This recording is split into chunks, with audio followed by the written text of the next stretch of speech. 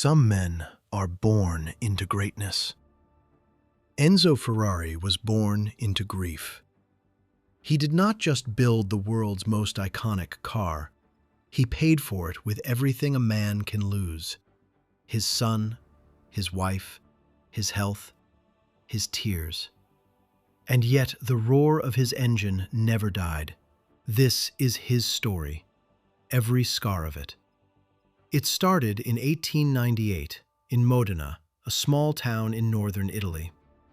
The streets smelled of iron and olive oil, and nobody dreamed of cars yet. Enzo's father, Alfredo Ferrari, was a humble metal worker. He built a small corrugated metal workshop and worked with his hands every single day. Young Enzo grew up watching his father shape raw metal into something useful. He learned early that great things are not given. They are hammered into existence. Then, in 1908, when Enzo was just 10 years old, his father took him to his first car race. He watched those machines thunder past and felt something catch fire inside him. From that moment, he never wanted anything else. But life had other plans. The First World War arrived and shattered everything. Enzo was drafted at 17. He watched men die in the cold and the mud. The war took his father from him. Alfredo died during an outbreak of influenza. Then his brother Dino died too. Enzo was 19 and completely alone. When the war ended, he walked back into a world that felt foreign and cruel. He arrived in Turin with nothing but his name and a burning need to matter. He walked to the gates of FIAT and asked for a job. They turned him away without a second thought. He sat on a bench in the rain and wept, alone, with no plan and no future. But the dream never left him.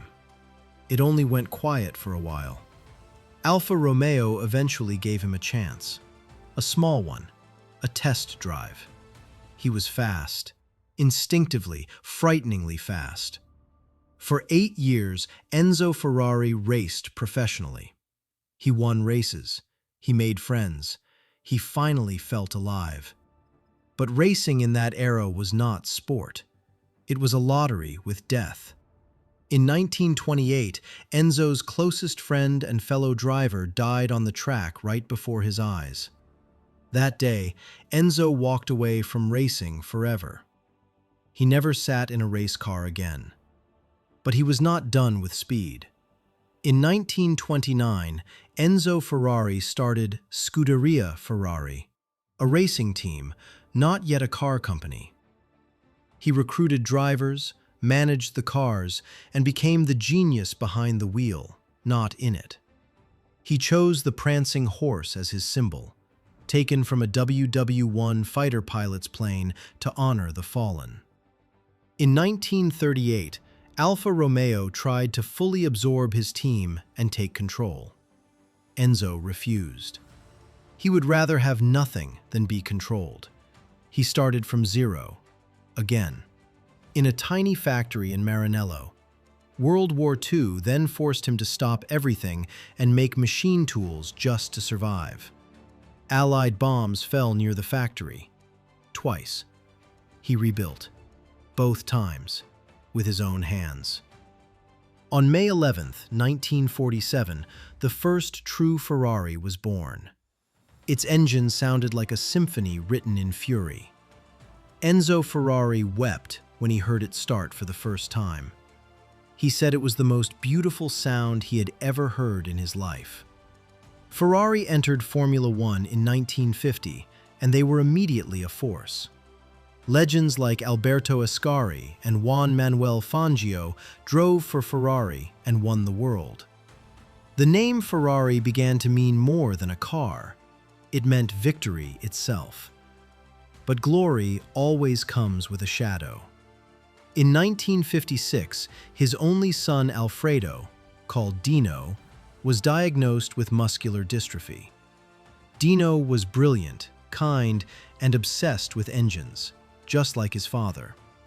Enzo watched his son slowly fade, and there was nothing in the world he could do. Dino died in June 1956. He was 24 years old. Enzo Ferrari never truly recovered from losing his son. He named an entire car after Dino, the Ferrari Dino, so his son would live forever in steel. Meanwhile, his marriage to Laura Ferrari had quietly broken down. He had a secret second family, a son named Piero that he kept hidden for years. Enzo Ferrari carried the guilt of two worlds he could never fully unite.